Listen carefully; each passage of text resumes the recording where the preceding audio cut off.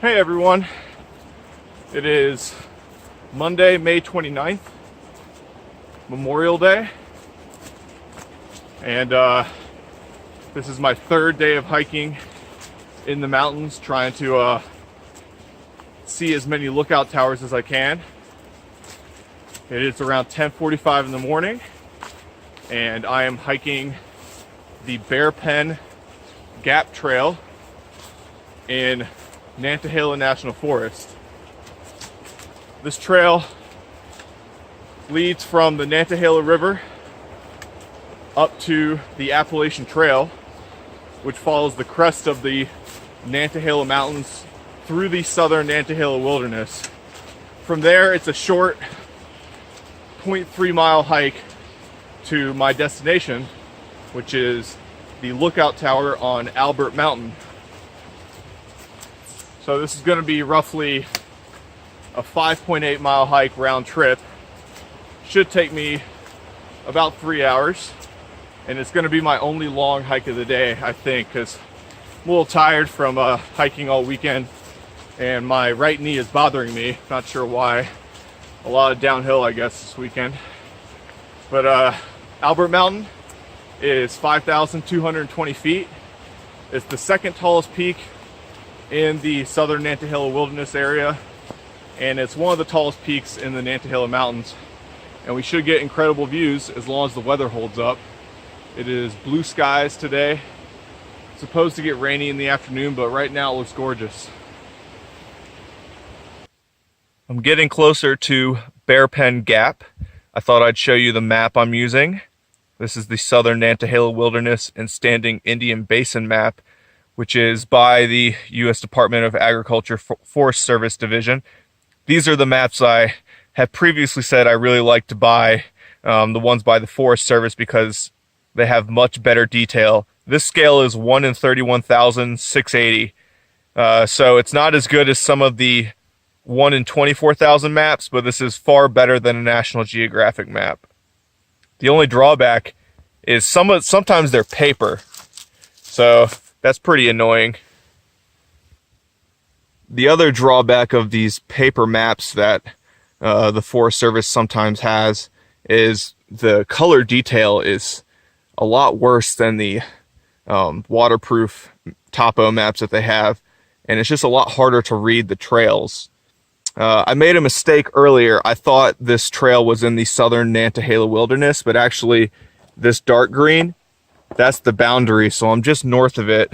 I started here at where Bearpen Creek flows into the Nantahala River on Forest Service Road 67, and I'm following. See, you can tell it's really hard to follow these red lines, but follow this Bearpen Gap Trail.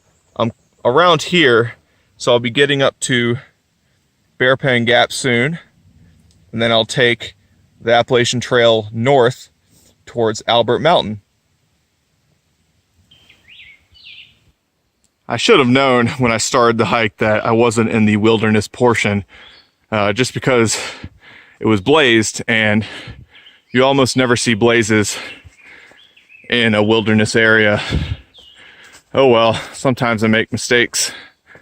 This is actually the nicest the trail has been the whole hike. The first 1.5 or 2 miles of it, it was very overgrown with a lot of deadfall, and there's just weeds and thorns lining the trail, so I was avoiding that and lots of spider webs. But now, as I climb above 4,600 feet, getting close to the ridge, it's opening up a little, and I feel some wind. It feels good right now.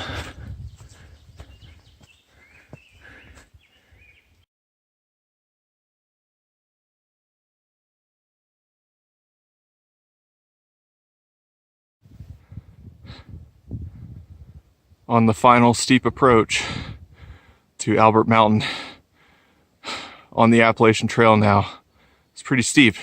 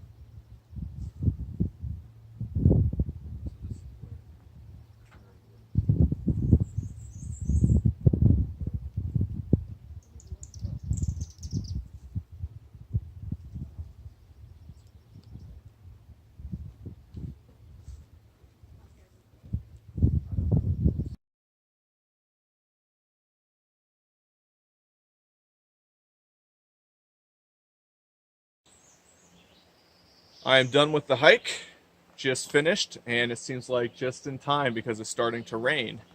It's just after 2 o'clock, and it took me about 3.5 hours, and it was a 6-mile round trip, which is just a little more than the book said.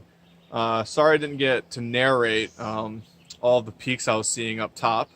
There's a couple of groups of people, but it was a beautiful view. The fire tower was built in 1951, and it's about 43 feet high. And although the top cab was locked, you get really expansive views, except to the north where through the fire tower support you could see Spring Bald and Wayah Bald. But then starting to the west, the really pointy peak in the distance was Boteler Peak. And then kind of the really big hump to the west that's nondescript, that was Standing Indian, the tallest peak in the Nantahala Mountains. And the Appalachian Trail follows that really big bowl around the Nantahala River watershed. And then really the best view was to the southeast and east over the Little Tennessee River Valley and the Highlands Plateau. The really big peak I zoomed in on to the southeast was Rabun Bald, the second tallest peak in Georgia. And then due east, some of the notable peaks were Whiteside Mountain with the really abrupt cliffs, Shortoff Mountain and Yellow Mountain, which I hiked a couple days ago. And then I looked towards the northeast where you can see the Great Balsam Mountains and the Plott Balsam Mountains in the distance. It was hazy, so I couldn't really pick out any peaks. I hope you enjoyed that. This is going to be my only long hike of the day.